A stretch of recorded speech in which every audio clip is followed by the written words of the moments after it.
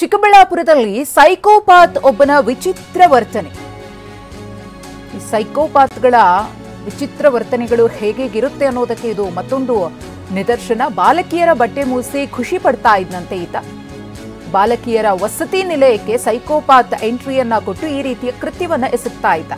ಚಿಕ್ಕಬಳ್ಳಾಪುರದಲ್ಲಿನ ಅಂಬೇಡ್ಕರ್ ಬಾಲಕಿಯರ ವಸತಿ ನಿಲಯ. ಸೈಕೋಪಾತ್ನ ಈ ಕೃತ್ಯ ಹಾಸ್ಟೆಲ್ನ ಸಿಸಿಟಿವಿಯಲ್ಲಿ ಸೆರೆಯಾಗಿದೆ. ಗಮನಿಸ್ತಾ ಇದ್ದೀರಿ. ಒಡ್ರೆಪಾಳ್ಯದ ಚೇತನ್ ಎಂಬ ಯುವಕನಿಂದ ಈ ರೀತಿಯ ಕೃತ್ಯ. ಆತನ ಫೋಟೋವನ್ನು ಕೂಡ ನೋಡ್ತಾ ಇದ್ದೀರಿ. ಈಗಾಗಲೇ ಪೊಲೀಸರು ಆತನನ್ನ ಅರೆಸ್ಟ್ ಕೂಡ ಮಾಡಿದ್ದಾರೆ. ಬಾಲಕಿಯರ ವಸತಿ ನಿಲಯ ವಾರ್ಡನ್ನಿಂದ ದೂರು ಬಂದಿತ್ತು. ದೂರಿನ ಮೇರೆಗೆ ಚೇತನನ್ನ ವಶಕ್ಕೆ ಪಡೆದಿದ್ದಾರೆ ಪೊಲೀಸರು.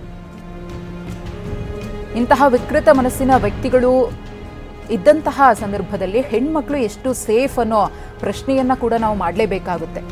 ಈ ರೀತಿಯ ವಿಚಿತ್ರ ವರ್ತನೆಗಳನ್ನ ನೋಡಿದ್ದೀವಿ. ಇದು ಮತ್ತೊಂದು ರೀತಿಯ ಮನಸ್ಥಿತಿ. ಇಂಥವರು ಬೇರೆ ಯಾವುದೇ ಹೇಯ ಕೃತ್ಯವನ್ನ ಎಸಗೋದಕ್ಕೂ ಕೂಡ ಹಿಂದೆ ಮುಂದೆ ನೋಡೋದಿಲ್ಲ. ಈಗಲೇ ಹೆಡೆಮುರಿ ಕಟ್ಟಿದ್ದು ಒಳ್ಳೆಯದು. ಆತನಿಗೆ ತಕ್ಕ ಪಾಠವನ್ನ ಕಲಿಸಬೇಕು. ಹಾಗೇನೆ ಆತ ಮಾಡಿರುವಂತಹ ಕೃತ್ಯಕ್ಕೆ ಶಿಕ್ಷೆ ಕೂಡ ಆಗಬೇಕಿದೆ. ಈತನ ಬಂಧನದಿಂದ ಹಾಸ್ಟೆಲ್ ವಿದ್ಯಾರ್ಥಿನಿಯರು ಸದ್ಯಕ್ಕೆ ನಿಟ್ಟುಸಿರು ಬಿಟ್ಟಂತಾಗಿದೆ.